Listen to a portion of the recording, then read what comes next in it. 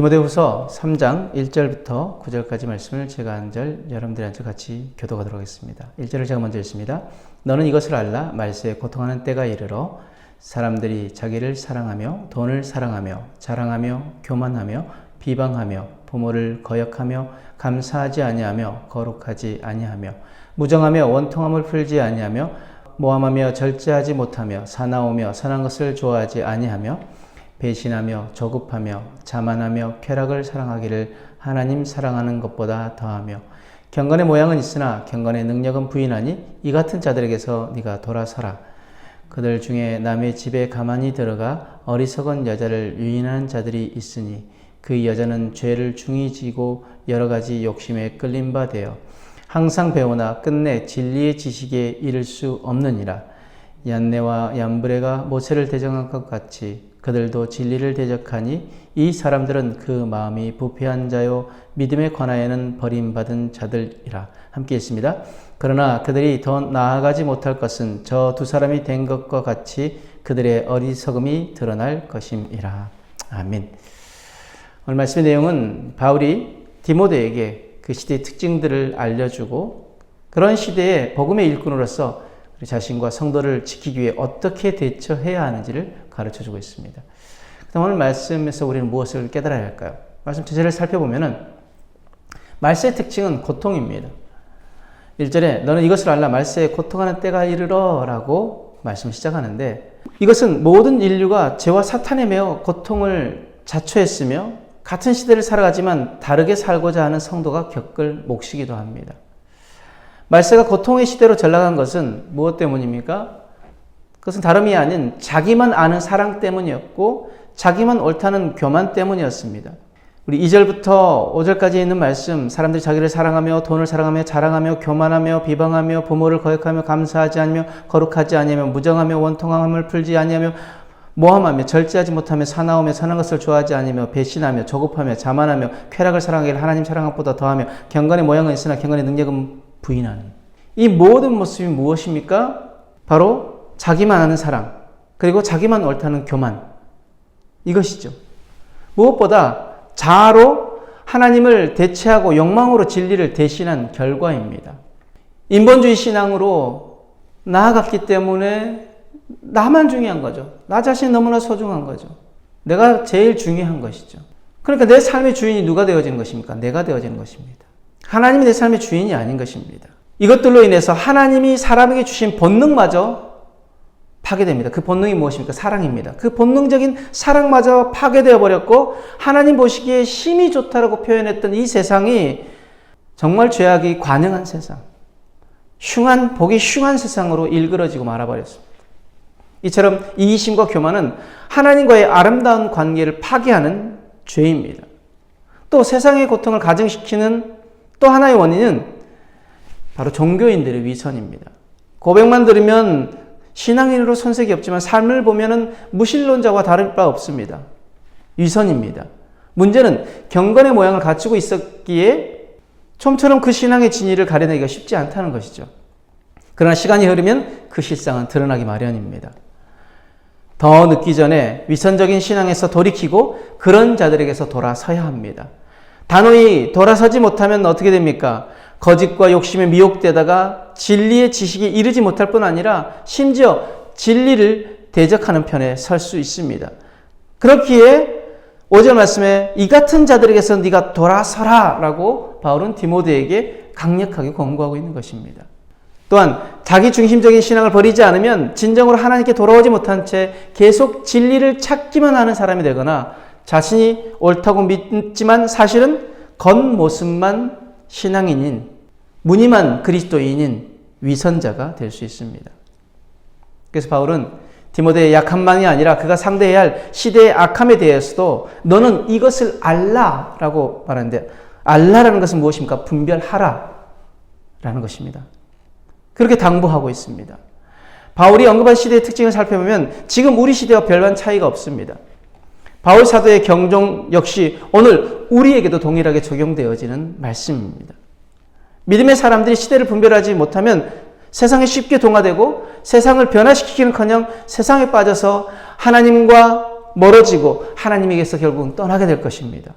그래서 바울은 분별하기 위해 우리가 무엇을 해야 하는지 에베소서에서 잘 알려주고 있습니다. 에베소서 5장 1절에서 21절 말씀, 좀 긴 말씀이지만 제가 읽어드립니다. 그러므로 사랑을 받는 자녀같이 너희는 하나님을 본받는 자가 되고 그리스도께서 너희를 사랑하신 것 같이 너희도 사랑 가운데 행하라.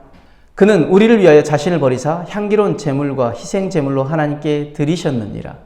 자, 지금 1절과 2절 말씀에 이렇게 이야기하면서 지금 에베소서 5장에 우리가 분별하기 위해서 무엇을 해야 하는지 14가지로 이야기를 하고 있는데, 첫 번째 하나님을 본받는 자가 되고, 두 번째 하나님 우리를 사랑하신 것 같이 너희도 사랑 가운데 행하라 라고 말씀하십니다. 그러면서 그 다음에 쭉 적용되어지는 말씀들을 이야기하는데, 분별하기 위해서 무엇을 해야 합니까? 세 번째, 음행과 온갖 더러운 것과 탐욕은 너희 중에 그 이름조차 부르지 말라. 즉, 이 모든 것을 멀리 하라라고 이야기합니다. 이는 성도의 마땅한 바라고 말씀합니다. 그리고 누추함과 어리석은 말이나 희롱의 말이 마땅치 아니 오히려 네 번째, 감사하는 말을 하라 라고 이야기합니다. 너희도 정녕 이것을 알거니와 음행하는 자나 더러운 자나 탐하는 자 곧 우상 숭배자는 다 그리스도와 하나님 나라에서 기업을 얻지 못하리라. 누구든지 헛된 말로 너희를 속이지 못하게 하라. 이로 말미암아 하나님의 진노가 불순종의 아들에게 임하나니. 그러므로 다섯 번째, 그들과 함께하는 자가 되지 말라. 그들이 누구입니까? 헛된 말로 너희를 속이는 자, 그들과 함께하지 말라라고 이야기합니다. 그리고 너희가 전에는 어둠이든 이제는 주 안에서 빛이라. 여섯 번째, 빛의 자녀들처럼 행하라. 우리가 빛 가운데 거하는 자들이기에 빛의 자녀들처럼 행하라고 말씀하십니다. 그러면서 빛의 열매는 모든 착함과 의로움과 진실함이 있느니라. 빛의 열매들로 드러나는 게 무엇이라고요? 빛의 자녀가 되어졌다는 것이 무엇입니까? 바로 모든 착함, 어떤 일이든지 우리가 그 착함을 드러내는 것, 그리고 의로움과 진실함에 있다라고 말씀하십니다. 그리고 일곱 번째, 주를 기쁘시게 할 것이 무엇인가 시험하여 보라 라고 했는데, 시험하여 보라는 것은 무엇입니까? 이 말의 의미는 노력하라는 것입니다. 하나님을 기쁘시게 해드리기 위해서 우리가 노력해야 한다는 것입니다.